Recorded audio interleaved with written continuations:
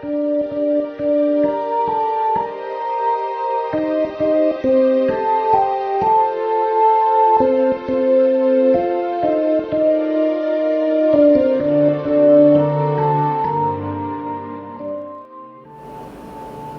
patron saint of our novitiate, Kateri Tekakwitha, was the fruit of the missionary labours of the great North American martyrs. Her perseverance in adversities, intense faith, and works of charity mark her as a great saint to imitate for all Christians, especially religious.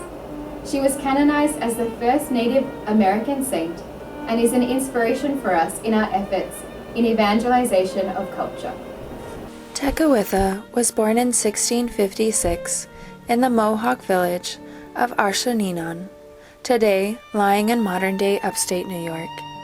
She contracted smallpox as a 4-year-old child, which scarred her skin. The scars were a source of humiliation in her youth. She was commonly seen wearing a blanket to hide her face. Even worse than her scars was the fact that her entire family died during the outbreak.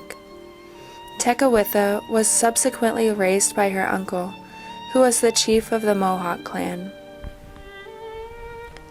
When her adoptive parents proposed a suitor to her, she refused to entertain the proposal. They punished her by giving her more work to do, but she did not give in.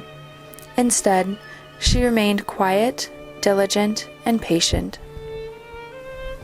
On April 5, 1676, at age 20, Tekakwitha received baptism and took the name Kateri after St. Catherine of Siena.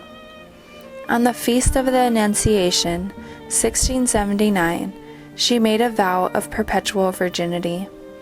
On that occasion, she said, "I have deliberated enough. For a long time, my decision on what I will do has been made.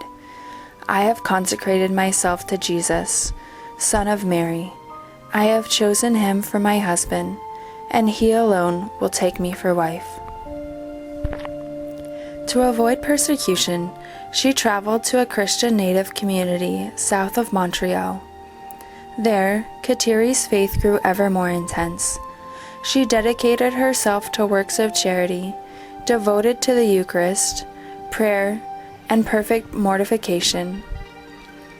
Around Holy Week of 1680, friends noticed that Kateri's health was failing. Kateri Tekakwitha died at around 3 p.m. on Holy Wednesday, April 17, 1680, at age 24, in the arms of her friend, Marie-Therese. Her final words were, "Jesus, Mary, I love you." After her death, those who looked upon her noticed a physical change. A priest testifies, "This faith, so marked and swarthy, suddenly changed about a quarter of an hour after her death, and became in a moment so beautiful and so white that I observed it immediately." Her smallpox scars were said to have disappeared miraculously. Saint Kateri Tekakwitha was canonized, the first Native American saint, by Pope Benedict XVI on October 21, 2012.